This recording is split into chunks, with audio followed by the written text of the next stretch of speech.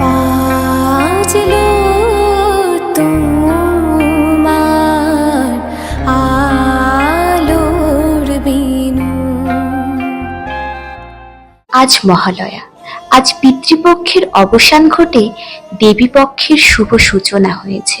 হিন্দু রীতি অনুসারে মহালয়া হলো প্রয়াত তথা শ্রদ্ধেয় প্রিয় পূর্বপুরুষদের জলদান বা তর্পণ করার সবচেয়ে ভালো তিথি।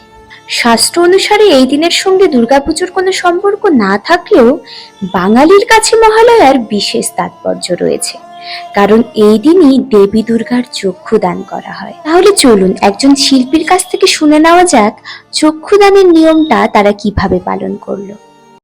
শুভ মহালয়া। শুভ মহালয়া।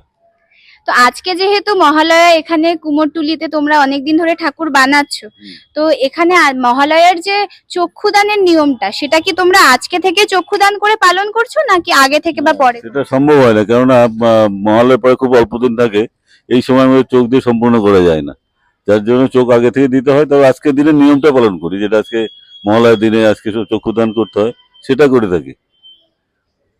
আর মূর্তি বানানো কবে থেকে শুরু হয়? মূর্তিটা এপ্রিল মাস থেকে শুরু করতে হয়, কারণ এপ্রিল প্রথমে কালী প্রতিমা করার পরেই এপ্রিল মাস থেকে দুর্গা প্রতিমা শুরু করি। এখানে তাও কত কত জায়গা থেকে অর্ডার আসে? শুধু শিলিগুড়ির এরিয়াতে নাকি বাইরে থেকেও আসে?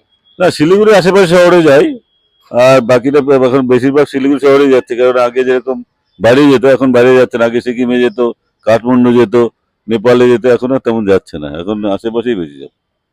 তো এবারে যেহেতু আরজে করের ঘটনাটা হয়েছে, তো আগে যেরকম অন্যবারের তুলনায় কি এবার মূর্তির সংখ্যা বা কোনো জায়গায় মনে হচ্ছে যে পুজোতে সেই জায়গাটা কিছু ইফেক্ট করছে? না, কিন্তু সেটা কিন্তু মনে হচ্ছে পূজার সংখ্যাটা যেন মনে হচ্ছে গত কয়েক বছর তুলনায় এবার কিছুটা কমই হচ্ছে মনে হয়, কিন্তু অর্ডার পত্র তেমন মানে বড় ডিমান্ড খুব একটা নাই, মোটামুটি ভাবে হচ্ছে। তো আগের ওই ব্যাপারটা আমাদের যেভাবে আমরা আনন্দ করতাম, এবার এই দুর্ঘটনাটার জন্য হয়তো কোথাও না কোথাও সেটা মনে হচ্ছে যে পুজোটা আগের মতো হচ্ছে না।